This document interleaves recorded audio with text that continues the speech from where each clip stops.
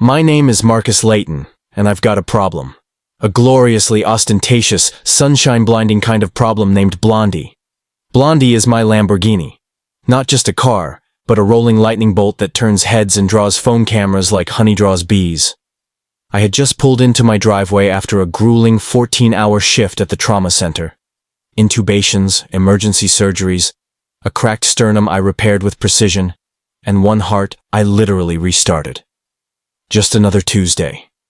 I was getting ready to drag myself inside for a long overdue shower and maybe a slice of leftover pizza when I saw her. Gloria Pennington, my neighbor. A woman whose vintage floral dresses always looked like they were borrowed from her grandmother's attic. Whose shoes matched nothing but her attitude. Aggressively nosy, obsessively pristine, and forever convinced the world should follow her personal HOA bylaws. Whether it was official or not. She was standing on top of one of her gaudy lawn ornaments, this time a giant ceramic flamingo, staring at Blondie like it had rolled off Satan's driveway. Her hands were clenched, her face scrunched in disapproval, as if she had just caught a whiff of something unholy. And then she hopped off the flamingo, surprisingly nimble for someone whose cardio probably consisted of walking briskly toward gossip, and stomped right to the edge of her lawn. "That thing," she declared, gesturing dramatically at Blondie, "is an eyesore. A menace to property values. A direct assault on the visual integrity of our neighborhood." I sighed. I'd been expecting this. Gloria had made her feelings known from the moment I moved in 6 months ago. My car was foreign garbage, and she was certain I must have stolen it. You know, the classic neighborly welcome wagon of suspicion and subtle racism. "Good evening, Mrs. Pennington," I said, doing my best to sound civil, even as fatigue buzzed behind my eyes. "Is there something I can assist you with?" "Oh, there certainly is," she sniffed, puffing her chest out like a cartoon rooster. "I've decided to do you a kindness. A charitable act, really. I'm willing to relieve you of that monstrosity for $1. I blinked. $1? I repeated, convinced I had misheard her. She nodded solemnly. "Yes, it's probably stolen anyway. But I'm a generous woman. $1. Take it or leave it." Before I could gift her with the sarcastic monologue bubbling up in my brain, she added, "Think of it as community service. You'd be doing everyone a favor." I opened my mouth to respond when Blondie, perhaps sensing the tension, let out a sharp, thunderous exhaust pop. It wasn't intentional, I swear, but it was perfectly timed. Gloria shrieked like a character in a low-budget horror flick, tripped backward, and fell face-first into her precious rose bushes. Thorns, petals, and indignation flying everywhere. She scrambled up, covered in scratches and leaves, looking like she'd just lost a fight with a bouquet. "That's it!" she shrieked. "I'm calling the police! You're a threat! You probably are a drug dealer. Or worse, I'm not letting this go!" "Mrs. Pennington, please," I began, hands raised in a gesture of calm. "Lies!" She cut me off, already dialing 911.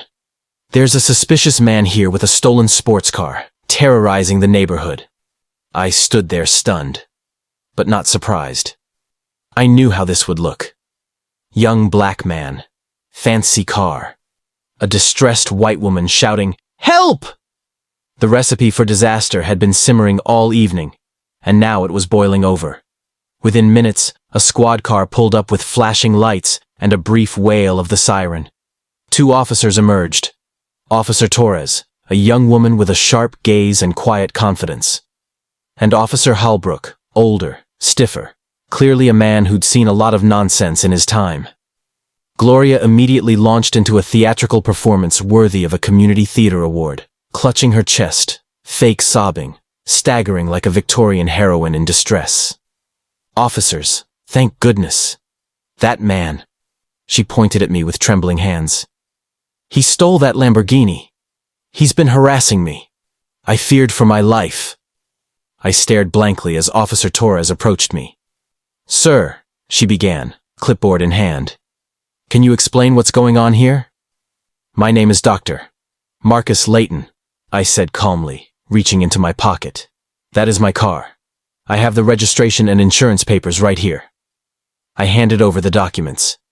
Torres studied them carefully, her expression unreadable. Halbrook stood a few steps back, arms crossed, silently observing. Gloria, meanwhile, continued to mutter under her breath about crime, danger, and the decline of civilized society. "Do you have proof of employment?" Torres asked, glancing up. "Something that would explain ownership of such an expensive vehicle?" I hesitated. My jaw clenched slightly. I shouldn't have to justify my life to strangers because my neighbor had an overactive imagination and an underactive sense of decency. But I knew the game. I'd played it before. "Yes," I said, pulling out my phone. "Here's my hospital ID. I'm a neurosurgeon. And here's my latest pay stub." Gloria snorted. "Probably forged. He's a scammer. Can't you see that?" Halbrook finally spoke, his voice deep and even. "Mrs. Pennington, enough." I handed my phone to Officer Torres. She took her time flipping through the files, zooming in, verifying the details. The silence felt like a pressure chamber. Finally, she handed the phone back. "Everything checks out, Dr. Leighton. Thank you for your cooperation." Halbrook nodded. "We'll be speaking to your neighbor now." He turned to Gloria, who was still fuming, her face redder than the roses clinging to her sweater. "Mrs. Pennington," he said sternly, "filing a false police report is a serious offense." Gloria's expression wavered. I was just concerned. I thought I was helping." "No, ma'am," Halbrook replied. "You made assumptions. Dangerous ones." I took a breath. "Before you go, officers, I'd like to clarify something for her benefit." I turned to Gloria with the calmest, most surgical level of sarcasm I could muster. "Mrs. Pennington," I said with a gentle smile, "you seem to be confused about how someone like me could afford that stolen car. Let me help you out. I'm a neurosurgeon. I spend my days saving people's lives, operating on their brains, repairing their spines. And yes, the paycheck reflects that. So no, I didn't steal it." Gloria's mouth opened and closed like a fish gasping for air. "You're a neurosurgeon?" "Yes," I nodded. "And a homeowner. And a taxpayer. And unlike you, I don't harass my neighbors or weaponize my privilege." Officer Torres's lips twitched with amusement. Halbrook remained stoic, but I caught the flicker of satisfaction in his eyes. He stepped forward. "Mrs. Pennington," he said, "we're letting you off with a warning today. But if we receive any more complaints like this, especially ones based on baseless accusations, there will be consequences. Do you understand?" "Yes, officer," she whispered, her voice barely audible. As the squad car pulled away, leaving Gloria standing alone among her disheveled bushes, I felt something settle in my chest. Not vengeance, not even victory, just closure. She had tried to reduce me to a stereotype, tried to steal my dignity and my peace of mind for $1. But in the end, she'd only managed to expose herself. She shuffled back toward her house, her spine bent slightly, the once starched floral dress now sagging in defeat. I knew this wouldn't erase her biases, but maybe, just maybe, it would give her something to think about the next time she judged someone based on their skin color and success. I turned back to Blondie, gleaming in the soft glow of the porch light, unapologetically yellow and radiantly mine.